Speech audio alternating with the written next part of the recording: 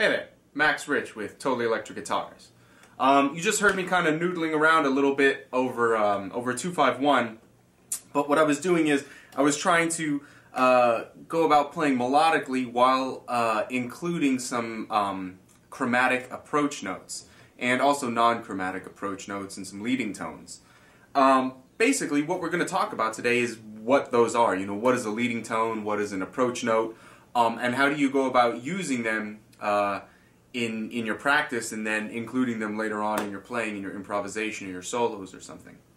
A lot of players, you know, if you're playing like over a C major chord, a lot of players will play, you know, maybe A minor pentatonic, something like that, you know, to match your C major chord. But what you can do, basically what approach notes and leading tones are ways of getting into your target note from a half step below or above. So instead of maybe going something like that, I might go something like that, where I'm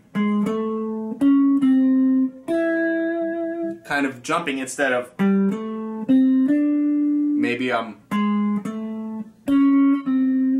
doing like half steps to get to the target note that I'm looking for. And you can take this, and it's not necessarily, you know, as you heard me play in the beginning,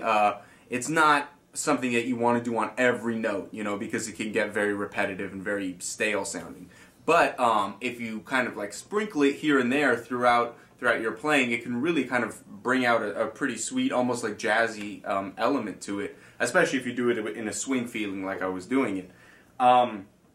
What basically I'm trying to get across to you today is the way in which I go about playing through chord changes, you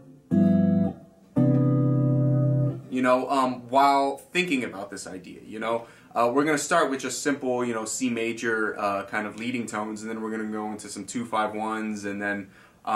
you know, maybe like a or part of a progression from like the real book or something. So if you are unaware to, you know, of maybe